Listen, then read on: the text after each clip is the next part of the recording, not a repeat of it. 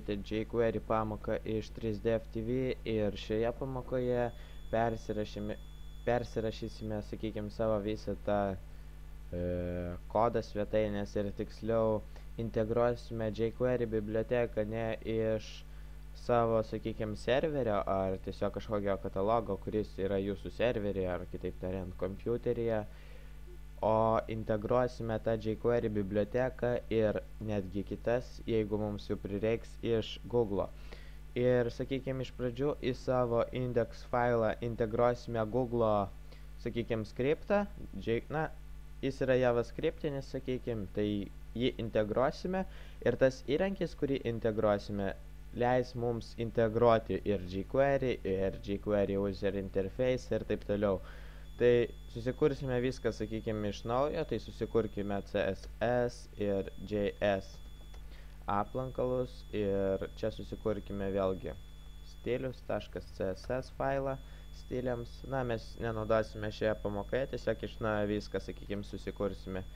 Ir susikurkime, tarkim, js.js, kad, sakykime, rašyti kažkokį JavaScript kodą, jQuery kodą ateityje. Ir atsidarykite savo index.html failą savo teksto redaktoriumi ir aš čia pasirašiau, sakykime, tą dalyką, kurio mums prireiks. Ir tai bus head tagė, todėl susikurkime HTML tagus. Ir visą šį dalyką įsidėsime į head tagą. Tai tiesiog taip. Jis turi būti head blokė, sakykime. Ir, vėlgi, tai jau paaiškinsiu, tiesiog pasirašysiu visą kitą, kad turėti, sakykime, savo svetainę.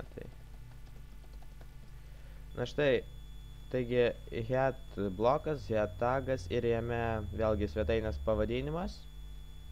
Ir toliau taip, integruojame skriptą, sakykime, kurio tipas yra text javascript ir integruojame jį iš štai tokio adreso, tai yra https://www.google.com/jsapi/key=jQuery.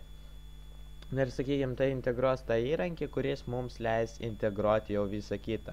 Ir kai mes turime integravę tą įrankį, mes galime integruoti kažką kitą. Tai štai vėlgi pasirašėme, sakykime, tokį statinį skriptą savo HTML failę ir čia pasinaudoję load, sakykime, funkciją integruojame jQuery biblioteką, kurios versija yra 1.6.1. Ir, sakykime, tas Google įrankis automatiškai į mūsų svetainę integruos jQuery biblioteką su štai tokia versija. Ir, iš tiesų tiek mums ir prireiks šioje pamokoje, tiksliau netgi ne šioje pamokoje, o iš esmės, taip, mes tai ir naudosime kurį laiką ir kai mums prireiks daugiau dalykų, mes juos integruosime. Tai taip pat integruokime savo stilių failą, tai link rel yra style sheet, type yra text/css ir src ref yra css/stilius.css. Pas jūs, priklauso nuo to, kokią, sakykime, direktoriją ir failą jūs sukūrėte ir toliau čia pasirašysite. Ir taip pat integruosime jau body bloko apačioje, sakykime, dar vieną skriptą, tai yra mūsų JS failą, kuriame mes rašysime visą kodą, kaip ir praeitose pamokose. Tai script type yra text javascript ir src yra js/js.js ir užsidarome. Ir iš esmės tiek šioje pamokoje, tiesiog esmė buvo ta, kad mes į savo, sakykime, HTML failą integravome, sakykime, vėlgi kaip ir failą, tiesiog tas failas yra prieinamas, galima netgi sakyti, internetu. Mes tiesiog, sakykime, kiekvieną kartą, kai vartotojas, sakykime, užeis į jūsų svetainę, lankytojas užeis į jūsų svetainę, bus, sakykime, iš Google paimta, sakykime, atitinkama biblioteka ir pasinaudojus tuo įrankiu, kurį mes integravome, ar ne, taip pat, sakykime, užkrausime ar integruosime jau jQuery biblioteką štai tokios versijos.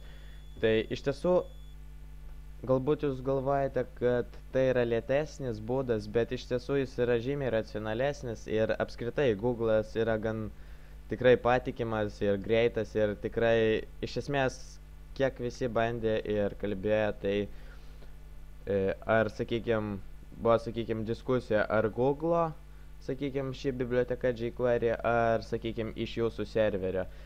Daugelis, sakykime, naudojasi ir balsavo už Google'o, kadangi tai yra greičiau, ta prasme, net pati svetainė yra užkraunama greičiau, kai naudojamės Google'o, sakykime, šio įrankiu, kuris mums leidžia užkrauti atitinkamas bibliotekas.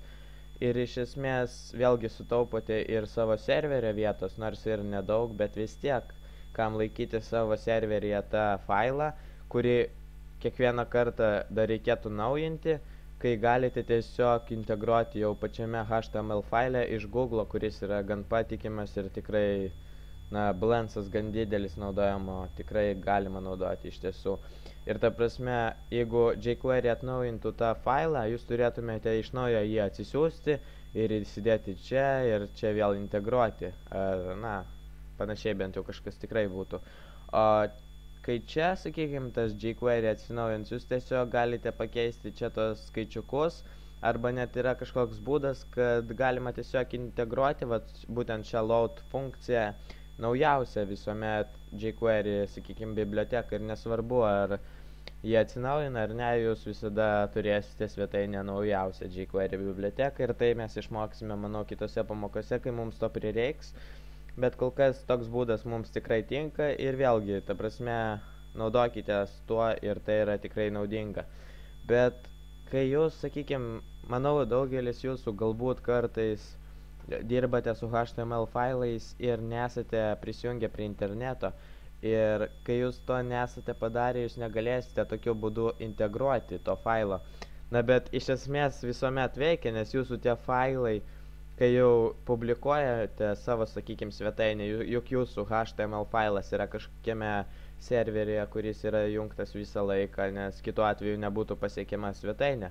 Tai šis būdas tinka vienaip ar kitaip, bet kai jūs dirbate ir testuojate kažką, dažniausiai, ne tai, kad dažniausiai, bet kartais būna, kad tiesiog nesate prisijungę prie interneto ir kai nesate prisijungę, jūs tiesiog negalite pasinaudoję HTTP, sakykime, protokolų integruoti kažko, nes, vėlgi, mes iš interneto, sakykime, integruojame šį įrankį ir kai jūs neturite prieigos prie interneto, jūs to padaryti negalite.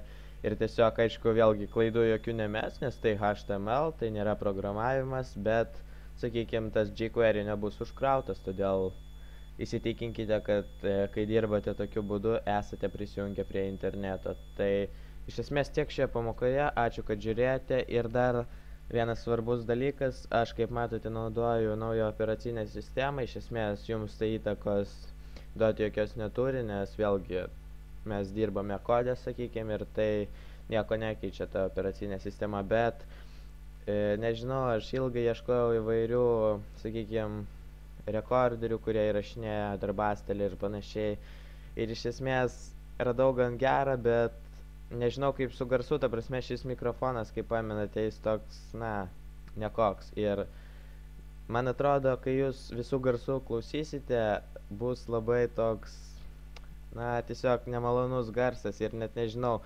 aš kiek bandžiau, tai pasitildžius yra gan šaunu, bet kai netyčia pasileidžiate visų garsų vaizdo įrašą, tikrai gali, būti nemalonu, todėl nežinau, jūs pakomentuokite ir pasakykite, kaip visą tai ir, ta prasme, ar galima klausytis, ar negalima, ar ta prasme, man pirktis naują mikrofoną ir tik tuomet kurti pamokas ir panašiai, ta prasme, jeigu jums tinka toks mikrofonas, kurį laiką aš su juo dar galėčiau įrašinėti pamokas ir tai būtų šios kelios dienos, nes turiu laisvo laiko ir ta prasme, jeigu netinka, tai tuomet teks palaukti naujo mikrofono, todėl jūs spręskite patys ir lauksiu komentarų, taigi iki.